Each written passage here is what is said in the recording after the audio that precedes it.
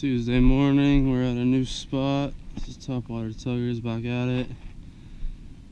Yeah, so they got some Nazi restrictions going on here, like no swimming or wading or biking. It's like, what the fuck is biking gonna do to harm your trails? Like, get real. But hopefully there's some fish in here, and looks pretty big. Not that big, but a lot of room to paddle. But it is pretty calm out here, so yeah, not a lot of weeds either, which is nice. So we'll see what happens. To this inline spinner, and first cast, what do you know? Little baby pickerel, cute little guy. Oh wow, and he ate this pretty good too.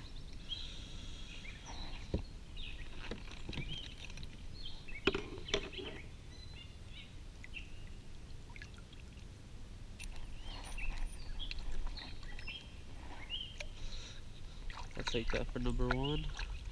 That's with it. I think I have something that's spinning for some reason.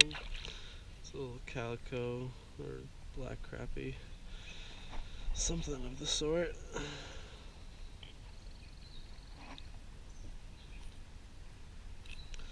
Decent size to him. We'll take that for number two.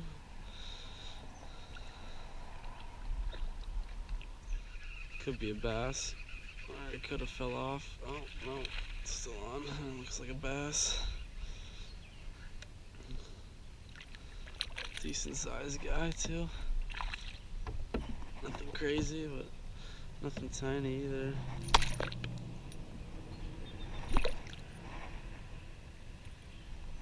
I guess he's kind of small. There's a big gouge in the side of him. But I'll take it for number three. Oh, god damn, he fell off. Good size too. Feels like another bass. Hopefully he'll stay on this time. Yeah, he's smaller though than the one that got away. Oh, this one got away too. Perfect. I had a bird's nest I had to fix, and I figured it would be on the bottom stuck on weeds, but instead it's stuck in this fish's mouth and weeds. But yeah, losing the last two made me realize I probably have to sharpen the hook points on this lure, because I mean I've had it for over a year now, and it's caught a lot of fish. But this is, I believe, number 6. Another small little bass. I wonder if there's any of your parents in here. But yeah, at least it's getting up there. It's a plus. 7. Another small something or another. Probably pickerel. Yeah. Another little baby. Oh, I guess he's not much of a baby, but he is skinny. Second pickerel today. Oh yeah. Yeah, he's close to a foot, if not a foot. Little skinny guy though. Here's number 9. Feels pretty big. Hopefully he stays on. Wow, he's not big at all, but he was fighting like he was a goddamn 3-footer.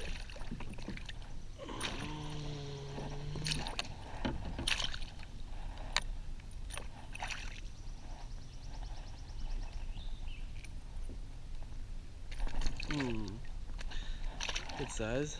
This is the 3rd fish in 4 casts. Picked a good area to drift by. I saw all these plants below the surface and I figured it just gets stuck and all this be pissing me off, but seems to be where all the fish are. This is number 10, I believe.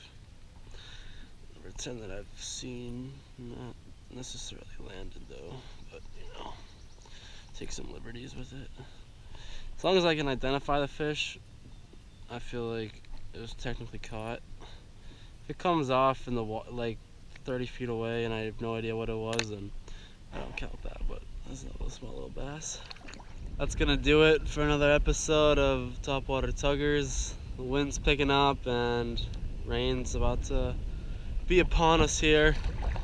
Plus I caught enough to make another video, so That's always good because the last 4 times I've come out, I've caught next to nothing, and 3 of those times were at new places too, which I was excited to film at and fish at, but they ended kind of poorly. So yeah, I'm glad on this 5th run caught enough fish to make a video. Not that anything was particularly large, but we had enough quantity to fill up some time on a YouTube video. So yeah, should be up shortly, and it's been a good day. Solid Tuesday all around. Gotta come back to this place. There's 2 sister ponds. This is the west one.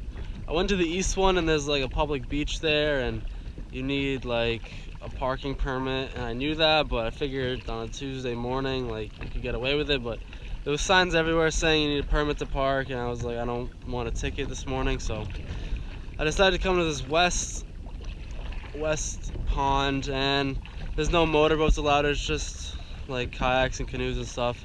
No paddle boating, no swimming, nowhere to really park. I parked on the side of the street, and after about the 3rd fish, I hear a car alarm go off, and I'm thinking like, oh, that could be mine, because I mean there's really not too many houses around. And when I came here, there was 1 truck parked on the side of the road, and I saw the guy. He was fishing from shore, and I was like, it doesn't really sound like a truck alarm. Not that there's like much of a difference, but I was like, there's a good chance it's mine. So I paddled back to like an opening where the trail meets the shore, and got out and ran back to my car, and sure enough, it's going off. And there was no damage to the outside, and there was no like nothing broken, but you could tell that the hatch, like my back hatch, someone was trying to like open it because it was like halfway out. Not open, but it was like not locked in place. So someone must have saw my spare fishing pole and tried to grab it, which is kind of crazy, seeing how this is like such a quiet town. It's pretty rural. It's like there isn't much going on here. It's mostly like trees and farms and neighborhoods, so it's kind of out of the ordinary for sure for someone to try to steal my fishing pole. But yeah, I just thought my wallet was still in there and my pole was still in there, so worked out. But it was still just a surprise, honestly, that people take advantage of you not locking your cars, thinking that you're in like a safe kind of neighborhood, but you really never know. So glad it worked out, glad the fishing worked out, and yeah, I'll see you next time. And it is a massive black crappie.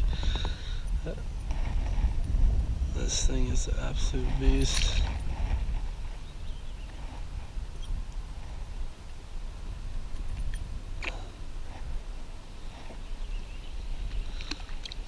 He's almost, I'm gonna take a picture of him. Might be the biggest one I've caught this year.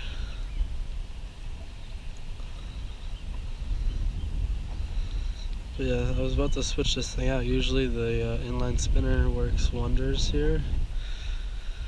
But I've been here, and maybe I'm just spoiled, but I've been here for like maybe a half hour or more. He is fucking huge. And this was the first one I got. Usually it's all pickerel that you catch, but yeah, either way, I'm happy on number 1.